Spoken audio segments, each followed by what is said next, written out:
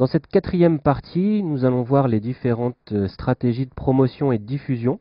qui sont complémentaires du dispositif que vous avez pu mettre en place au travers du référencement de votre site internet. Et nous allons commencer par la mise en place d'un blog et les stratégies donc de création de blog pour favoriser le référencement naturel. Plusieurs approches sont possibles quand il s'agit de s'intéresser à la mise en place d'un blog ou l'utilisation de stratégies de blog. La première consiste à participer sur les blogs déjà existants, ce qui vous permettra de comprendre leur mode de fonctionnement, de voir comment les blogueurs qui sont dans le cadre de votre communauté et qui sont dans les mêmes thématiques que vous, quels sont les sujets qu'ils abordent, quelle est la ligne éditoriale, quelles sont la nature des commentaires, ce qui vous permettra aussi de comprendre les attentes, les besoins, les questions que peuvent se poser votre communauté. Quand on parle de communauté, on parle notamment de vos prospects et de vos clients, ce qui vous permettra dans un deuxième temps de mieux vous préparer pour la mise en place de votre propre blog. Donc là, la première chose consiste à publier sur des blogs existants des commentaires de manière visible, c'est-à-dire sous votre vraie identité, et de manière pertinente, comme on l'a vu dans le cadre du chapitre précédent, et sans oublier de mentionner votre URL et l'encre du lien aux endroits qui sont appropriés pour commencer à développer votre popularité. La deuxième approche que nous allons détailler dans cette partie consiste cette fois vous-même à mettre en place votre propre blog, un blog d'entreprise, un blog professionnel, utilisé comme un outil collaboratif, un outil de partage avec votre communauté et qui consiste à la publication de contenu sur votre propre blog et sur un dispositif qui vous appartient afin de favoriser notamment les stratégies de link baiting et les stratégies de création de liens spontanés ou d'échange de liens avec les blogs ou les forums qui sont liés à votre communauté. Alors pourquoi créer un blog professionnel? On a souvent l'image que les blogs sont réservés aux adolescents et que dans le cadre d'une entreprise, on ne voit pas forcément l'intérêt que ça peut avoir. La première des choses consiste en réalité, grâce au blog, à vous positionner comme un expert de votre métier et comme un expert de votre activité. L'idée et le but, c'est de donner confiance à vos utilisateurs, de montrer la réalité de votre savoir-faire, de votre expertise, pour les mettre dans un climat qui sera plus propice déjà à faire connaître vos produits. Et puis, si vous êtes sur un site de vente en ligne, eh bien, à montrer l'activité, l'actualité qu'il peut y avoir autour de votre entreprise, de montrer le côté vivant, le côté à jour de votre expertise et de votre savoir-faire. D'un point de vue plus terre à terre, d'un point de vue du référencement, il s'agit effectivement à travers le blog d'apporter du contenu supplémentaire qui va permettre d'alimenter une stratégie de référencement naturel et d'augmenter finalement le nombre de mots-clés sur lesquels vous allez réagir dans les moteurs de recherche et d'augmenter aussi le trafic ciblé et ce trafic pouvant servir à alimenter votre dispositif web, votre site web corporate, votre site web d'entreprise, votre site de e-commerce ou votre site de présentation commerciale. Les avantages du blog d'un point de vue du référencement naturel consistent à faciliter la publication de contenu, c'est-à-dire qu'aujourd'hui, avec les plateformes qui existent, vous n'avez plus besoin d'avoir des connaissances techniques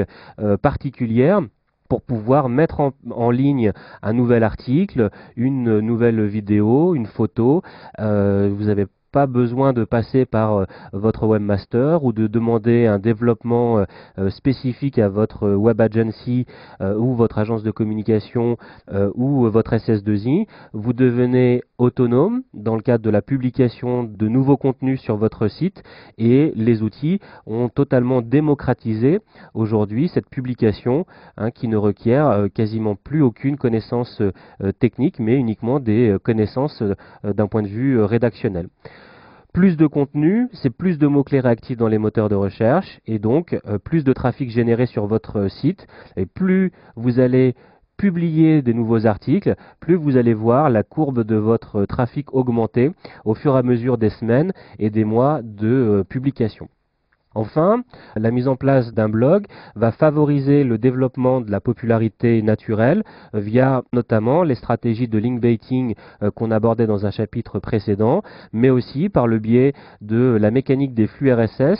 qui va permettre de diffuser vos contenus sur d'autres sites, de reprendre un résumé de votre contenu ou d'indiquer un lien sur des sites partenaires ou des sites d'actualité qui pourront être intéressés de reprendre votre flux RSS à condition bien entendu d'avoir un contenu suffisamment pertinent, riche et un contenu régulièrement mis à jour. Également, le fait que le principe du blog permette aux utilisateurs de laisser des commentaires, eh bien chaque commentaire qui est rajouté sur un blog, c'est un contenu supplémentaire, c'est un contenu rafraîchi, ce qui fait que à chaque fois que Google va passer sur votre blog et que des nouveaux commentaires ont été ajoutés, eh bien il va considérer que ce contenu a été rafraîchi et il va donc l'agrémenter et l'ajouter à de nouveaux mots-clés. Et le critère de rafraîchissement, de mise à jour de ces contenus, mise à jour de ces pages, est un critère dans le domaine du référencement puisque les moteurs, comme les utilisateurs, viennent plus régulièrement visiter un site à chaque fois qu'un nouveau contenu a été publié. Et en cela, les commentaires représentent un outil très intéressant. C'est pour ça notamment qu'on observe très régulièrement des blogs ou des forums extrêmement bien référencés grâce à cette mécanique de commentaires de la part des internautes qui permet de rafraîchir le contenu. Enfin, le fait d'avoir un blog va favoriser la promotion par le bouche à oreille et permettre aussi votre réseau social sur le web, sachant que plus votre réseau social va s'étendre, eh bien, ça va se transformer en la mise en place de liens. C'est de cette manière que se caractérise le développement d'une présence sociale sur Internet. Et puis, le blog permet d'avoir une communication un peu plus libre, un peu plus décalée par rapport au site corporate, au site de votre entreprise sur lequel vous pouvez avoir plus de contraintes d'un point de vue de la stratégie de communication ou de la stratégie marketing. Le blog offre pour cela un espace d'expression un peu plus libre et c'est aussi ce qui favorisera une communication plus proche avec vos utilisateurs et moins corporate que celle que vous pouvez avoir avec votre site internet d'entreprise. Au moment de la création et avant la création du blog, va se poser la question du choix de l'adresse. Et le choix de cette adresse, comme le choix du nom de domaine pour votre site internet, l'adresse du blog va avoir une incidence en matière de référencement, mais aussi va être guidée par rapport à votre stratégie de communication. Vous avez plusieurs options qui sont disponibles pour choisir l'adresse où sera hébergé votre blog. La première des options consiste à héberger votre blog en sous-répertoire, c'est-à-dire que vous avez donc votre site.fr/blog qui va héberger la partie liée à votre blog d'entreprise. L'avantage de ce premier choix en termes d'adresse, c'est que la popularité de votre domaine monsite.fr va bénéficier directement au sous-répertoire et il va y avoir une dilution de la popularité acquise par la page d'accueil, également le PageRank acquis par la page d'accueil qui va se diffuser et permettre de développer beaucoup plus rapidement la popularité de votre blog parce qu'effectivement la création du blog, y compris en sous-répertoire, va demander un travail d'accompagnement en termes de popularité pour générer des liens sur ce blog et faire remonter les contenus et les articles en bonne position sur les moteurs de recherche. Donc ce choix est le choix qui permettra d'obtenir à court terme le plus rapidement des résultats en termes de référencement pour positionner votre blog. L'autre choix disponible pour l'adresse de votre blog consiste à la mise en place d'un sous-domaine. Le sous-domaine, c'est tout ce qui concerne, c'est tout ce qui se passe en fait devant votre nom de domaine. Et sachez que vous pouvez choisir là aussi librement le mot-clé que vous pouvez et le nom que vous pouvez donner à votre blog. Vous n'avez pas besoin de réserver ou d'acheter cette adresse. tout ce qui est devant votre site web, vous avez la possibilité, via votre hébergeur, de créer autant de sous-domaines que vous voulez. Et une nouvelle fois, il n'y a pas besoin de payer une redevance annuellement pour disposer d'une adresse de type blog.monsite.fr. L'avantage de cette technique, c'est que Google considère un sous-domaine comme un nom de domaine à part entière. De fait, si vous souhaitez développer une stratégie d'échange de liens et de popularité, d'échange de jus de liens entre votre site web et votre blog, eh bien le choix numéro 2 sera plus intéressant à moyen terme et à long terme. Parce que comme il s'agit d'un nouveau nom de domaine pour Google, le choix numéro 2 va vous faire démarrer avec une popularité nulle, une popularité de 0, et il va falloir donc créer et bâtir entièrement la popularité par rapport à votre site. Par contre, le fait d'avoir un blog hébergé en sous-domaine va permettre de mieux favoriser le référencement de votre site principal, puisque si vous faites un échange de liens ou que vous poussez des liens depuis l'adresse blog.monsite.fr vers l'adresse monsite.fr, Google va considérer qu'il s'agit de deux sites différents et va donner un poids plus important que dans le cadre du choix numéro 1. Donc, choix numéro 1, plutôt pour obtenir des résultats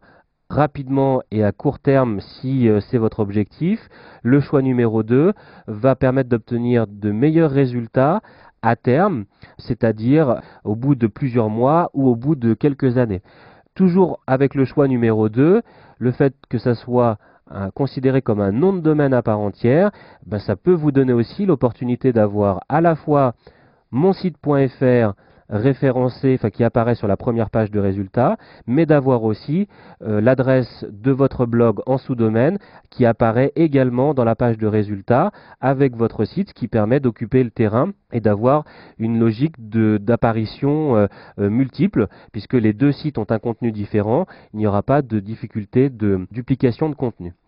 Enfin, le troisième choix consiste tout simplement à prendre un nom qui soit propre à votre blog, à acheter pour le coup un nouveau nom de domaine, et cette stratégie doit généralement être guidée par une stratégie en termes de communication, c'est-à-dire que pour donner plus de chances à votre blog d'être repris par des sites non commerciaux ou d'être pris par d'autres blogueurs ou dans d'autres forums, il peut être judicieux en termes de stratégie de communication de ne pas estampiller, de ne pas trop marquer votre blog avec le nom de marque et le nom de votre entreprise, ce qui pourrait dissuader certains blogueurs de mettre en place un lien vers un site qui pourrait juger commercial, appartenant à une entreprise. Donc le choix numéro 3 vous fait repartir et vous fait bénéficier des mêmes avantages en termes d'échange de liens et de capacité de ce nom de blog à part entière, ce site à part entière, à rediriger de la popularité vers votre site principal et de l'aider à monter dans les classements et dans les positionnements. Mais toutefois, c'est plus votre désir, votre manière d'apparaître à travers le blog qui doit guider le fait d'avoir un nom de blog qui ne contienne pas le nom de votre entreprise ou qui n'y fasse pas référence pour être un blog plus généraliste et un blog plus ouvert et plus susceptible d'être repris par la communauté.